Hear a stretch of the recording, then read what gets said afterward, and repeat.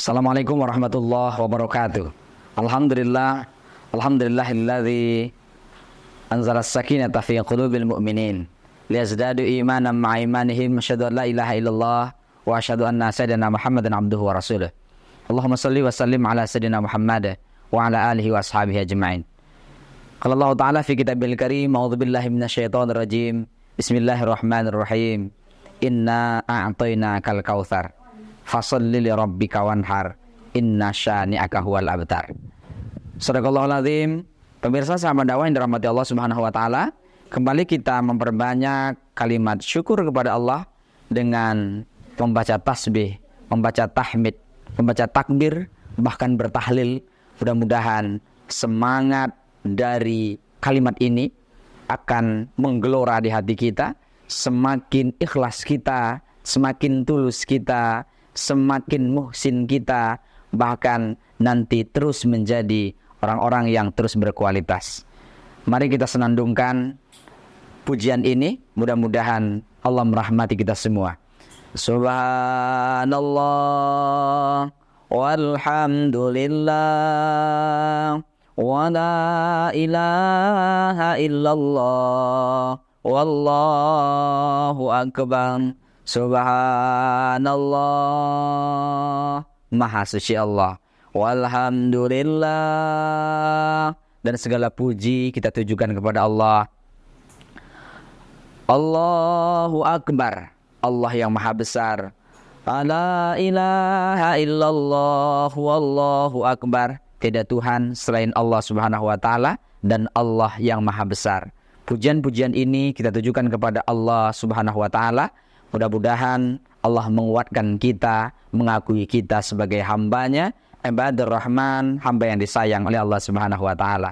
Sebagai bentuk kesayangan Allah ini, kita juga akan menyayang alam semesta, bahkan kita menjadi pelopor kebaikan. Selanjutnya mari kita perbanyak sholawat kepada Rasulullah Sallallahu Alaihi Wasallam sebagai bentuk kecintaan kita. Walaupun kita tidak bertemu dengan beliau, tapi kecintaan dari sanubari kita yang paling dalam tidak pernah redup. Bahkan kita selalu merindukan sebanyak-banyak tulisan orang tentang Muhammad, sebanyak-banyak cerita tentang Muhammad, sebanyak-banyak gambaran yang digambarkan oleh sejarawan tentang Muhammad, belumlah lengkap untuk mencukupi semuanya sebagai pengganti cinta, kasih kita kepada beliau. Mari kita perbanyak sholawat. Sallallahu ala Muhammad, sallallahu alaihi wasallam, sallallahu ala Muhammad, sallallahu alaihi wasallam. Ya Nabi, salam alaika. Ya Rasul, salam alaika. Ya Habib, salam alaika. Salawatullah alaika.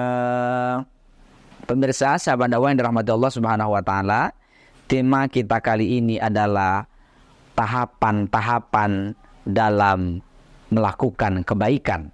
Tahapan-tahapan dalam mengajak kepada kebaikan.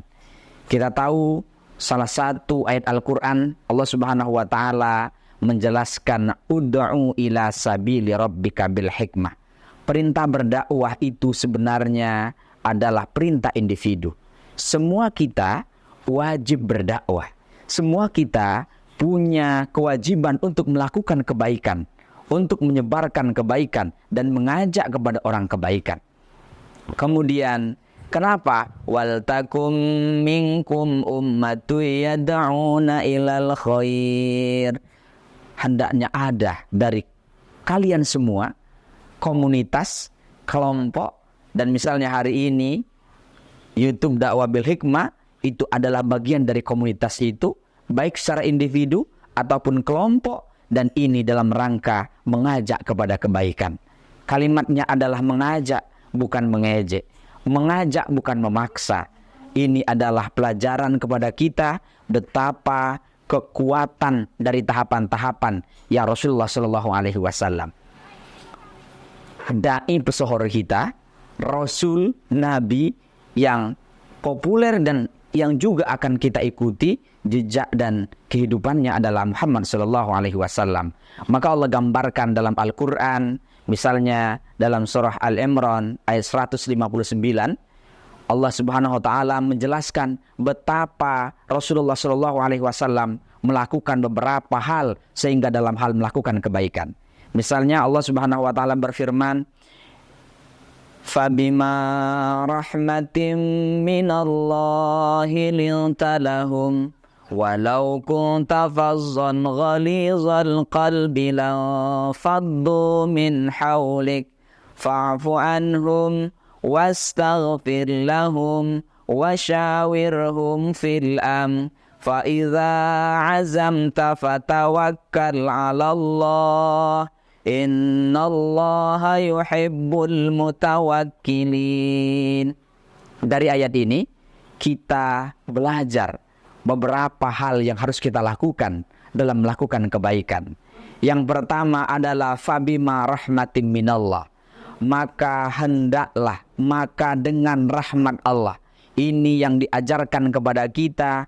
Kita mohon ketika mengajak orang lain, suami ke istri, istri ke suami, orang tua ke anak, atau guru ke muridnya, dosen ke mahasiswanya, jabatan atau yang punya jabatan dari atasan ke bawahannya, semua itu dilakukan hendaknya fabima rahmatin minallah. Kita mohon rahmat Allah, karena yang memberikan dan melembutkan hati siapapun itu adalah Allah. Membolak-balikkan hati siapapun adalah Allah. Maka kita mohonkan kepada Allah Subhanahu wa taala, kita berdoa dan mengharap kepada Allah, kita yakin yang membolak-balik dan mengajak kepada kebaikan itu adalah Allah Subhanahu wa taala. Maka tahap satu yang bisa kita lakukan, yakinilah Allah segalanya yang membalikkan hati siapapun, memberikan hidayah atau tidak. Oleh karena itu, tugas kita memohonkan dan mendekatkan diri kepada Allah Subhanahu wa taala. Yang kedua, lintalahum. Hendaknya kalian lakukan penuh dengan kelembutan. Jangan kasar, mengajak kepada siapapun penuh dengan kelembutan seperti yang Rasulullah sallallahu alaihi wasallam ajarkan. Tidak dengan kasar, apalagi mengejek, apalagi membid'ah-bid'ahkan, apalagi mengkafir-kafirkan, memusyrik-musyrikkan orang, tapi ini dengan tahapan yang sangat lembut, menyesuaikan siapa menjadi mad'unya. Maka ini menjadi penting tugas kita. Tahapan kedua adalah lembutkan hati kita, lembutkan caranya juga, lembutkan strateginya, gunakan media sebaik mungkin dalam rangka mengubah orang lain untuk kita ajak kepada kebaikan. Kemudian yang ketiga, jangan sampai ghalizul qalbi. Jangan kita keraskan hati, jangan juga dengan cara yang kasar. Karena ketika kita keras hati, bahkan menyombongkan diri sampai kepada cara yang kasar, lanfaddu min haulik. Ini akan menjauhkan mereka dari yang kita ajak. Kita ajak kepada kebaikan untuk sholat misalnya. Kita ajak kepada kebaikan untuk belajar misalnya. Dengan cara yang kasar, arogan, apalagi dengan otoriter, ini belum tentu cocok. Karena lanfaddu min haulik, mereka akan menjauh dari kita. Ketika dia menjauh, tidak mungkin kita mampu melakukan kebaikan-kebaikan, apalagi menanamkan pesan-pesan kebaikan, apalagi sampai kepada mempraktekkan kebaikan itu. Oleh karenanya, tahapan ketiga, jangan sampai kita dengan keras, dengan kasar untuk memperlakukan mereka. Kemudian tahapan yang keempat, apa yang disebut dengan fa'fu anhum. Maafkan siapapun, maafkan. Karena keterampilan memaafkan ini adalah tahapan yang dari ayat ini dijelaskan. Selain kita mohon kepada Allah, rahmat Allah, ya Allah ya yang mampu mengubah. Kemudian yang kedua, kita belajar bagaimana melembutkan. Yang ketiga, kita belajar bagaimana untuk tidak kasar. Yang keempat, tahapannya bagaimana kita mampu memaafkan. Tidak ada orang yang tidak bersalah, maka belajar memaafkan. Memaafkan kesalahan siapapun, termasuk orang yang akan kita ajak. Boleh jadi keluarga terdekat kita, boleh jadi mahasiswa kita, boleh jadi santri kita, atau murid kita, bahkan boleh jadi siapapun yang berada di lingkungan kita. Tahapan yang keempat yang harus kita lakukan, memiliki sifat pemaaf. Kemudian yang kelima, fa'fu anhum wastaghfir lahum. Kalau perlu, tahapan mengajak kebaikan ini, mohonkan ampunan kepada Allah. Ya Allah, saya ingin mengajak dia kepada kebaikan. Ini adik saya, ini orang tua saya, ini mertua saya, ini istri saya, ini anak saya, ini bawahan saya. Ampuni dosa-dosanya ya Allah. Ampuni dosa aku dan dosa yang bersangkutan ya Allah. Ini luar biasa. Sudah kita maafkan. Kemudian kita juga belajar untuk bagaimana memohon ampunan kepada Allah atas dosa dan kesalahannya, termasuk kesalahan kita. Kemudian wasyawirhum, baru diajak dialog, baru diajak musyawarah. Kalau bahasa anak muda diajak kopi bareng, ngopi bareng. Kemudian diajak nongkrong-nongkrong, bercerita tentang kehidupan. Baru apa kebutuhannya. Maka tahapan yang keenam baru kita musyawarah, baru kita dialog. Ini luar biasa tahapan-tahapan bagaimana Rasulullah melakukan kebaikan, mengajak orang kepada kebaikan.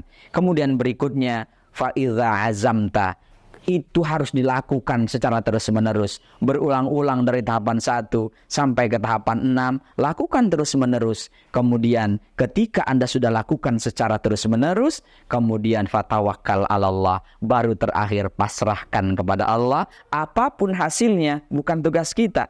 Ketika keluarga terdekat kita, orang terkasih kita tetap melakukan kemaksiatan, tetap tidak mau melakukan ibadah, jangan juga merasa kita superhero, kita mampu memberikan hidayah. Sesungguhnya Allah yang memberikan hidayah, kita bukan pemberi hidayah.